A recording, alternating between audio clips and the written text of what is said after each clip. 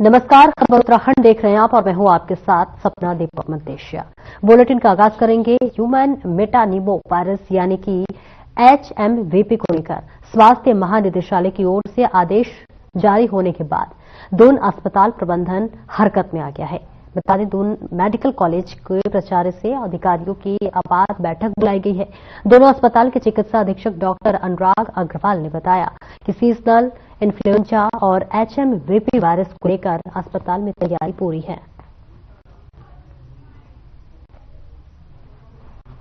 हाँ, देखिए, मैं आपके माध्यम से सभी को बताना चाहूंगा कि अभी तक हम लोग को कोई पैनिक करने की बिल्कुल भी जरूरत नहीं है। ये एक बहुत पुराना वायरस है जो जाड़ों में छोटे बच्चों में और जो बड़े लोग जिनको पुरानी बीमारियां होती हैं, स्पेशली शुगर वगैरह, उनमें होने का चांस रहता है। बहुत ही सेल्फ लिमिटिंग टाइप की बीमारी है, तो इसमें बिल्कुल भी पैनिक नहीं होना है। इसके लिए हमारी स्वास्थ्य विभाग से गाइडलाइन भी जारी करी गई है, जिसमें हम लोग को मेडिकल कॉलेज होने के नाते अपनी OPD में इस तरह की व्यवस्था बनाने को कहा गया है कि जो भी मरीज जाए प्रायोरिटी पर उसका इलाज हो जाए।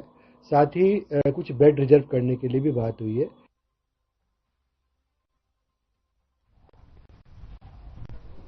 और खबर जयपुर से है, जहां पर गुरुद्वारा साहिब में सिख धर्म के 10वें गुरु गोबिंद सिंह का प्रकाश पर्व हर्षोल्लास के साथ मनाया गया।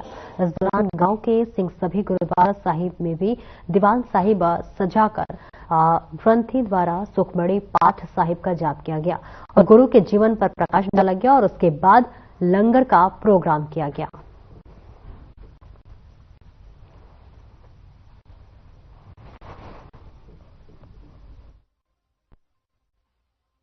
ये जो पर्व है ये धन साहिब श्री गुरु गोबिंद सिंह जी महाराज जी का अवतार दिहाड़ा, प्रकाश दिहाड़ा मनाया जा रहा है।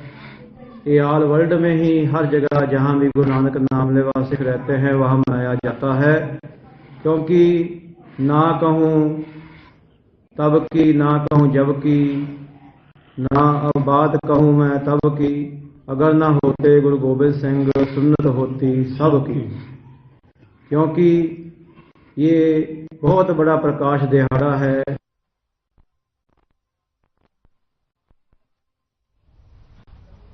और HMPV वायरस से निपटने के लिए ऋषिकेश का सरकारी अस्पताल भी पूरी तरीके से तैयार है। अस्पताल में प्रशासन ने आइसोलेशन वार्ड को फिर से तैयार कर लिया है, जिसमें कि 32 बेड बनाए गए हैं। इसमें आपको बता दें चले कि निकू बेड भी शामिल है। अस्पताल के CMS प्रदीप कुमार चंदोला ने बताया कि स्वास्थ्य विभाग की प्रभारी महानिदेशक सुनीता टमटा ने पूरे राज्य के जिलाधिकारी और अस्पताल प्रबंधन को पत्र जारी कर व्यवस्था बनाने के निर्देश जारी किए हैं। इसकी कड़ी में अस्पताल ने अपनी सारी व्यवस्थाएं पूरी कर ली हैं।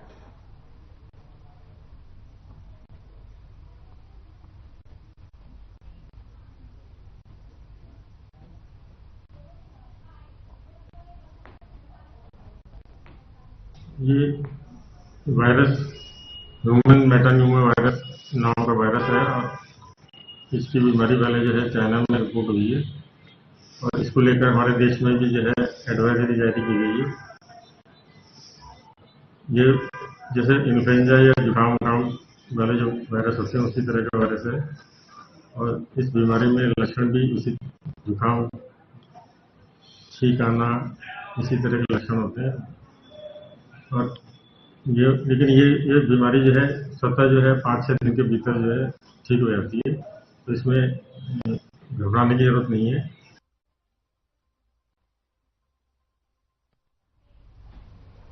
बीते 27 दिसंबर को श्रीनगर क्षेत्र में अज्ञात चोरों द्वारा एक दुकान का ताला तोड़कर 5 लाख की नकदी पर हाथ साफ किए जाने का मामला सामने आया था, जिसमें दुकान के अंदर लगे CCTV कैमरे में चोरी की पूरी वारदात रिकॉर्ड हो गई थी। प्राप्त जानकारी के अनुसार अज्ञात चोरों द्वारा बाजार चौकी के पीछे वाली गली में मौजूद दुकान के ताले को तोड़कर चोरी की घटना को अंजाम दिया गया था। बता दें, दुकान स्वामी गौरव सिलोनी ने बताया है कि उनकी CHC डिजिटल सेवा केंद्र के नाम से दुकान है। 27 दिसंबर शुक्रवार की देर रात को अज्ञात चोरों द्वारा घटना को अंजाम दिया गया।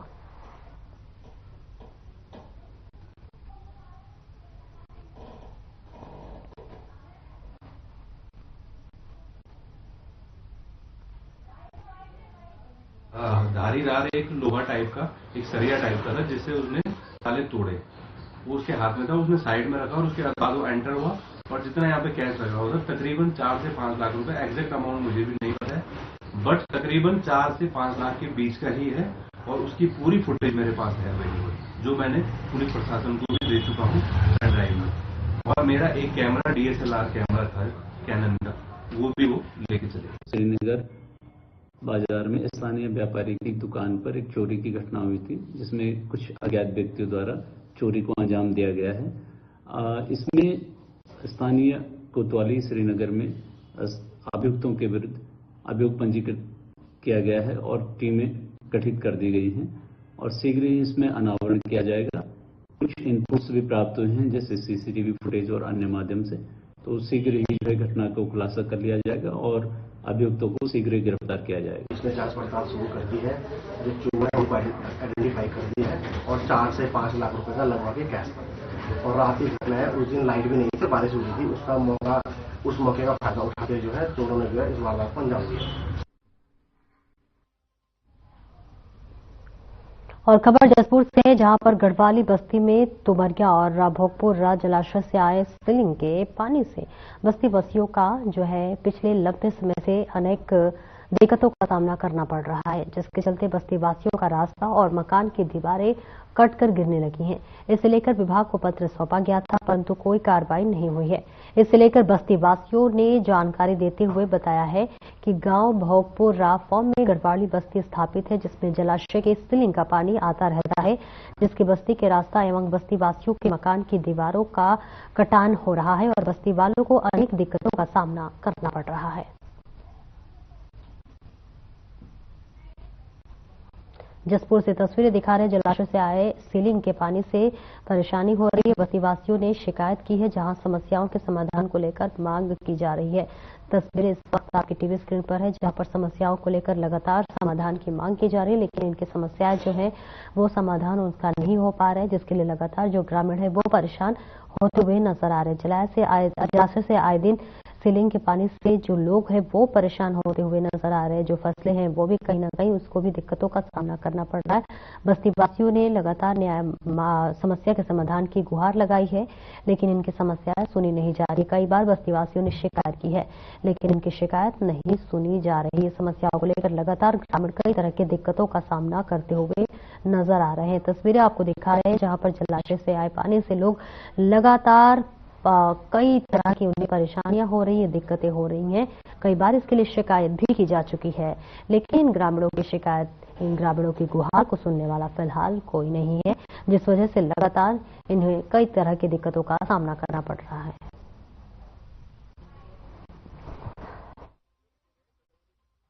और इंदिरा गांधी के टाइम से हम बसे हुए हैं।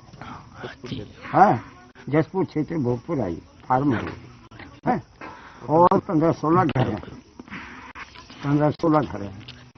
3 बार अप्लाई करे डीएम को, BTC मीटिंग होती थी ब्लॉक में, लड़का BTC में था, तो डीएम ने आदेश करी। आज तक सब जगह कागज गए, किसी ने करके नहीं दिया। हो रही है बाउंड्री की हदबंदी करानी है इसमें। अब दिक्कत ये है कि इस पर दीवार हो जाए, बाउंड्री हो जाए, बरसात में पानी भर जाए, न चाहे सिंचाई भी करे चाहे न करे, इसकी वजह से रोकथाम हो जाएगी। सहायता समूह भी हूँ मैं, तो हमारे यहाँ पानी है, रास्ते की बहुत परेशानी है। और यहाँ पे जो मेरा घर है, दुकान है, ये सब सिंचाई विभाग के पानी है, नीचे मिट्टी सब बह जाती है। हमें इस बात पे सरकार ने कोई योजना नहीं दी अभी तक। सर कार्रवाई तो हमने सिंचाई विभाग को दी थी, नाप के भी गए थे यहाँ से, और उन्हें कोई कार्रवाई नहीं दी सर। यहाँ सर इसमें बरसात में तो पानी भर जाता पूरा ये सारा। बाउंड्री चाहिए सर, हमारी मिट्टी, हम तो गर्मी में यहाँ मिट्टी लगा लगा के परेशान हो जाते हैं। भोगपुर में एक डैम बना हुआ है तुमरे जलाशय के नाम से, इसके नीचे पास में कॉलोनी बसी हुई है, तो उस कॉलोनी में ये सेम का पानी आता है। सेम का पानी इतना आ जाता है कि वो गांव में भी घुस जाता है, और जो उसके आसपास लोग बसे हुए हैं उनके घरों में पानी आ जाता है। ये बहुत बड़ी समस्या पहले भी ब्लॉक प्रमुख द्वारा उठाया गया मुद्दा था।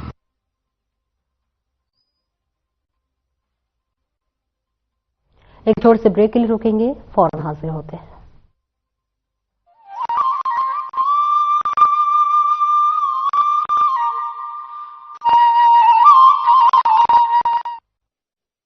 देवभूमि उत्तराखंड अब खेल भूमि बनने को है तैयार।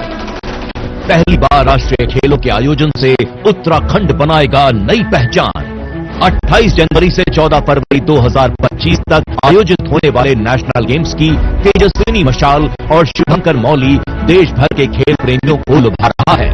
इस ऐतिहासिक अवसर को सफल बनाने के लिए राज्य में खेलों का बेहतरीन इंफ्रास्ट्रक्चर तैयार किया गया है, जहां प्रदेश के खिलाड़ी जमकर पसीना बहा रहे हैं।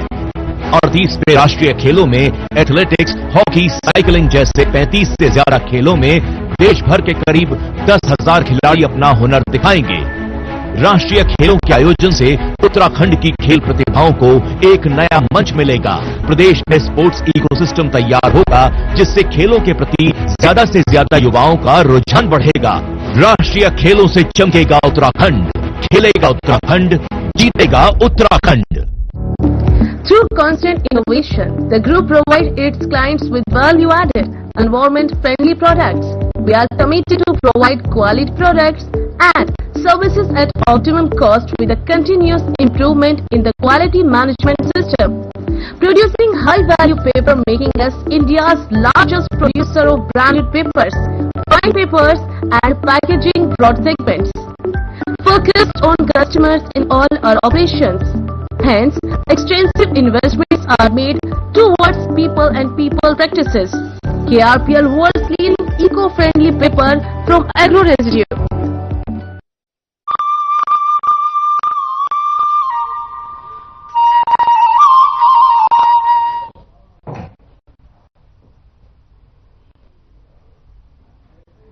और ब्रेक के बाद एक बार फिर से स्वागत है आपका। खबरों में आगे बढ़ेंगे। हल्द्वानी में कांग्रेस ने दमगागढ़ के वोट बैंक में बड़ी सेंधमारी की है। दलित समाज के कई जनप्रतिनिधियों सहित स्थानीय लोगों ने नेता प्रतिपक्ष यशपाल आर्य के समक्ष कांग्रेस पार्टी ज्वाइन की है। कांग्रेस की इस सेंधमारी से बीजेपी को तगड़ा झटका लगा है।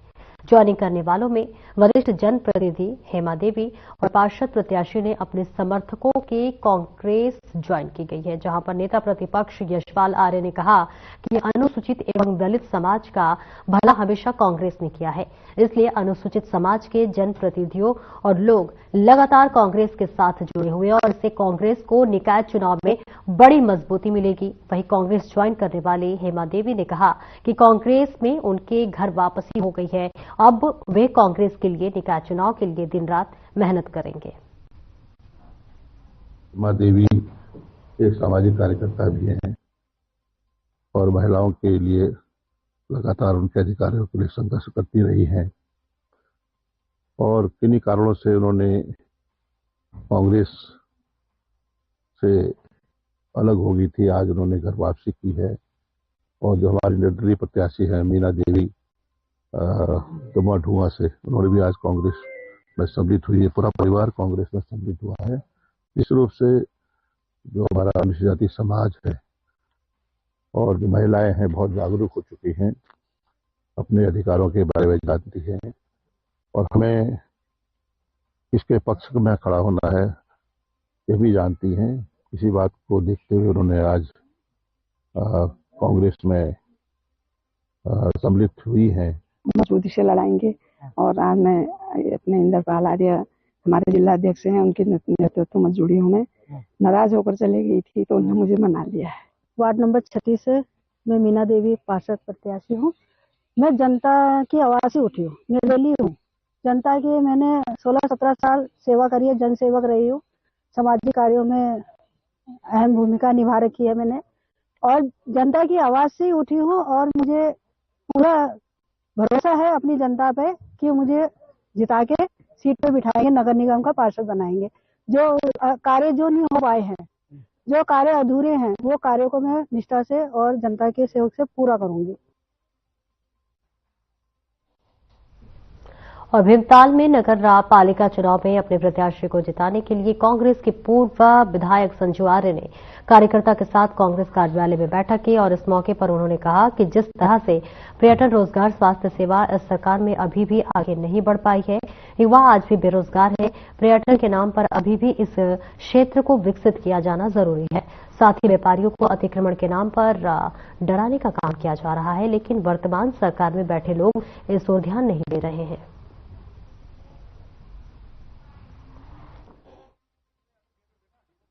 व्यापारियों की समस्या के लिए, यहाँ के स्थानीय जो युवा हैं उनके रोजगार के अवसर सृजित करने की दिशा में तमाम उन मुद्दों पर हमने देखा है कि ये सरकार जीरो साबित हुई। और सबसे बड़ी बात है कि किस तरीके से व्यापारियों का उत्पीड़न हमने देखा, अतिक्रमण के नाम पर लोगों को उजाड़ने की साजिश मुक्त हमको देखने को मिली है। उसके लिए कांग्रेस के प्रत्येक कार्यकर्ता ने समय समय पर संघर्ष भी किया। आज हम इन सब मुद्दों को लेकर, क्योंकि जो सरकार अगर रोजी नहीं दे सकती, रोटी नहीं दे सकती, कम से कम उसको रोटी छीनने का भी अधिकार है। तो आज खेल मैदान से लेकर पर्यटन की गतिविधियों को बढ़ाने से लेकर, यहाँ के सीवर की समस्या से लेकर, पेयजल की समस्या से लेकर तमाम ऐसे विषय हैं जिसपे भारतीय जनता पार्टी के सिर्फ कोरे वादे और आश्वासन जनता को मिले। हम इन तमाम मुद्दों को लेकर हमारा कांग्रेस का प्रत्येक कार्यकर्ता हर वार्ड में, हर घर पर पहुंचेगा।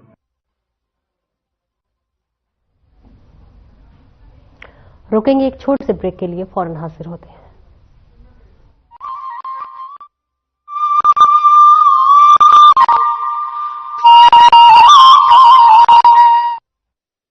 उत्तराखंड हर वर्ष गर्मियों के महीनों में लाखों चारधाम यात्रियों और श्रद्धालुओं का स्वागत करती है।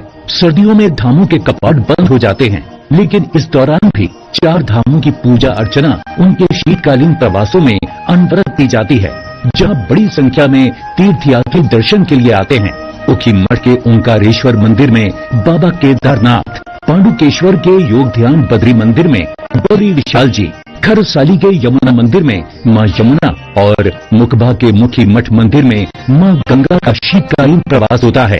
चार धाम के साथ साथ कार्तिक स्वामी, महासू देवता, मां हाट काली, जागेश्वर धाम, नैना देवी, कैची धाम सहित बहुत से धार्मिक पौराणिक महत्व के मंदिर हैं, जहां प्रतिवर्ष लाखों श्रद्धालु हर मौसम में शीश नवाने आते हैं। आइए आप भी इन सर्दियों में उत्तराखंड में आध्यात्म और पर्यटन का आनंद उठाइए। Through constant innovation, the group provides its clients with value-added, environment-friendly products. We are committed to provide quality products and services at optimum cost with the continuous improvement in the quality management system. Producing high-value paper, making us India's largest producer of branded papers, fine papers and packaging broad segments. Focused on customers in all our operations. Hence, extensive investments are made towards people and people practices. KRPL world's leading eco-friendly paper from agro residue.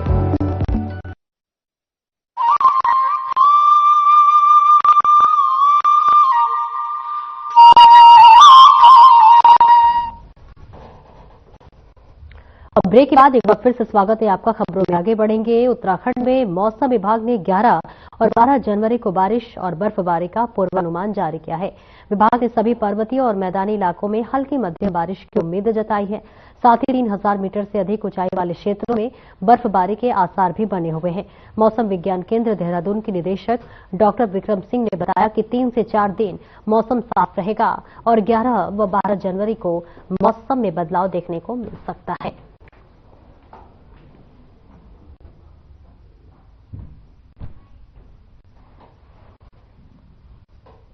पश्चिमी विक्षोभ जो है 11 तारीख से आ रहा है, तो 11 और 12 में जो मौसम वो बदलेगा उत्तराखंड में। और आप ये कह सकते हैं कि 11 तारीख को जो अंदर के डिस्ट्रिक्ट है उनमें अनेक जगह पर हल्की मध्यम तक की बारिश मिलनी चाहिए, जो अभी दिख रहा है। और जो हमारे अन्य डिस्ट्रिक्ट है या मैदानी क्षेत्र है उसमें कुछ जगहों तक में हल्की बारिश की संभावना 11 तारीख को दिख रही है। 12 को भी एक्टिविटी थोड़ी दिख ही रही है, तो 12 को भी आप ये कह सकते हैं कि हिल्स में जो है कुछ जगहों तक में वो रहनी चाहिए हल्की बारिश बर्फबारी।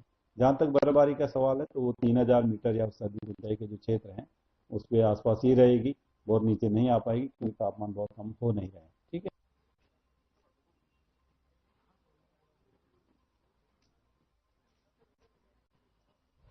रुकेंगे छोटे से ब्रेक के लिए, जल्द लौटते हैं।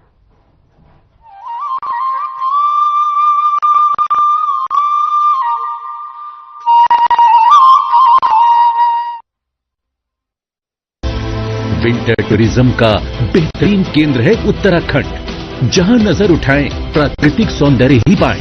परिवार के साथ शांति की तलाश हो या चाहिए दोस्तों के साथ थोड़ा थ्रिल, सब कुछ मिलेगा यहाँ। आइए Uttarakhand eco tourism. Wildlife tourism, adventure tourism, हर तरह के विकल्प है मौजूद। जंगलों में लीजिए ट्रैकिंग का मजा, बर्फ से ढकी वादियों में स्कीइंग का लुत्फ, खूबसूरत रास्तों पर माउंटेन बाइकिंग, खुले आकाश में पैराग्लाइडिंग और रॉक क्लाइंबिंग का अपना है रोमांच। मशहूर टूरिस्ट स्पॉट्स के साथ साथ प्रकृति की गोद में बसे हजारों होम स्टे में मिलता है स्थानीय संस्कृति और पारंपरिक जीवन शैली से रूबरू होने का मौका। उत्तराखंड में हर अनुभव, हर गुजरा पल जिंदगी भर की यादें बन जाता है। आप भी उत्तराखंड में पर्यटन का आनंद उठाइए। आइए उत्तराखंड।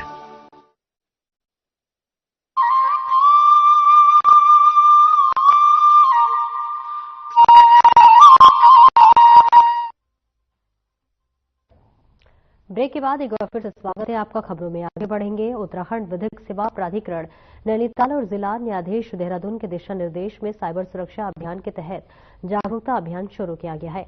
जागरूकता अभियान अगले 3 दिनों तक शहरी, ग्रामीण और दूरस्थ इलाकों में पराविधिक कार्यकर्ताओं और अधिकार मित्रों के माध्यम से पूरे जिले में चलाया जाएगा। इस अभियान के तहत पूरे जिले में शिविर, नुक्कड़ नाटक, प्रभात फेरी और जागरूकता रैलियों के माध्यम से आम लोगों को ऑनलाइन धोखाधड़ी, साइबर अपराध, डिजिटल अरेस्ट से संबंधित सभी महत्वपूर्ण विषयों पर जानकारी दी जाएगी। अभियान के पहले दिन सचिव जिला विधिक सेवा प्राधिकरण देहरादून सीमा डुगरा कोठी और उनकी टीम ने राजपुर रोड पर एनएसएस की छात्राओं के साथ साइबर सुरक्षा अभियान पर रैली निकालने हुए समाज को जागरूक करने का काम किया।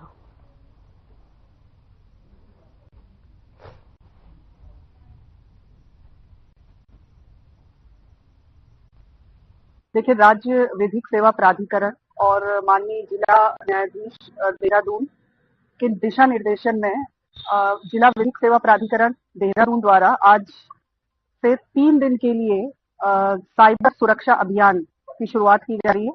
ये अभियान 6, 7 और 8 जनवरी को देहरादून जिले के ग्रामीण इलाकों में, दूरस्थ इलाकों में, शहरी इलाकों में, हर जगह पर चलेगा। और इसमें जिला विधिक सेवा प्राधिकरण देहरादून और हमारे जितने भी पराविधिक कार्यकर्ता गण हैं। परिसर देहरादून में राजकीय इंटर कॉलेज किशनपुर के छात्रों के लिए रोड सेफ्टी और लाइसेंस जागरूकता कार्यक्रम किशनपुर गवर्नमेंट इंटर कॉलेज के छात्रों के लिए आरटीओ की तरफ से विशेष रोड सेफ्टी जागरूकता कार्यक्रम का आयोजन किया गया। इस कार्यक्रम में आरटीओ राजेंद्र बिराटिया ने छात्रों को लाइसेंस बनाने की प्रक्रिया, रजिस्ट्रेशन के नियम और ट्रैफिक कानूनों के प्रवर्तन के बारे में विस्तार से बताया। कार्यक्रम का मुख्य उद्देश्य छात्रों को सड़क सुरक्षा के प्रति जागरूक करना था।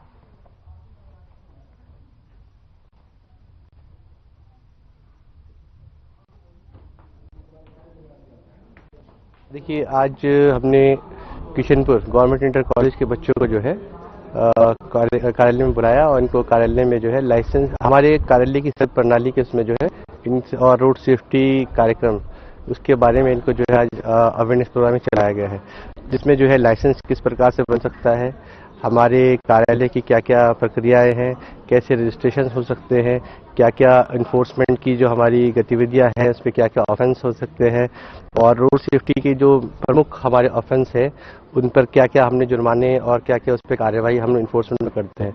तो इन बच्चों को आज कॉलेज में लाकर जागरूक किया गया और इनसे कुछ एक छोटा क्विज कॉन्टेस्ट भी कराया गया। और शहर की साफ सफाई की व्यवस्था को लेकर नगर आयुक्त नमामि बंसल निरीक्षण निकला, जिस पर निरीक्षण के दौरान नदी किनारे कुछ कूड़े इकट्ठे को देखकर नगर आयुक्त कंपनी के कर्मचारियों को फटकार लगाई है और नियमित रूप से कूड़ा नहीं उठाने पर कंपनी के खिलाफ भारी जुर्माना लगाया है। साथ ही नदियों में कूड़ा फेंकने वाले के खिलाफ चलाई कार्रवाई के दौरान निर्देश दिए गए हैं और वहीं चूना भट्टा के पास भी सफाई व्यवस्था नहीं मिलने पर कर्मचारियों को फटकार लगाई गई है और गाड़ियां नियमित रूप से आ सके उसके लिए भी दिशा निर्देश दिए गए हैं।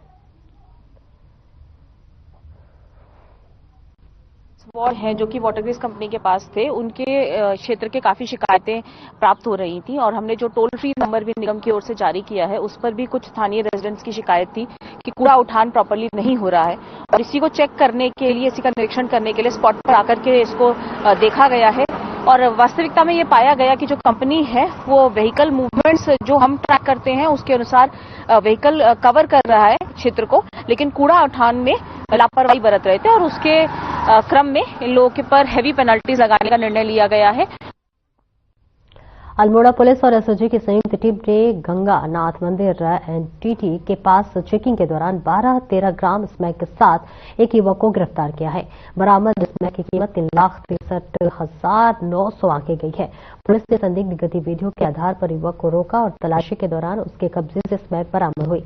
धारा 821 एनडीपीएस एक्ट के तहत एफआईआर दर्ज कर ली गई है। आरोपी को न्यायालय में पेश कर जेल भेज दिया गया है।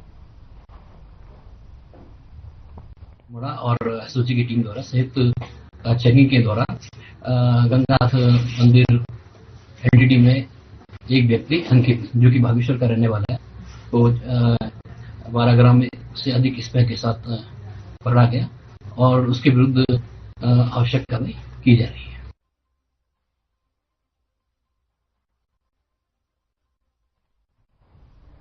फिलहाल इस बुलेटिन में इतना ही। नमस्कार।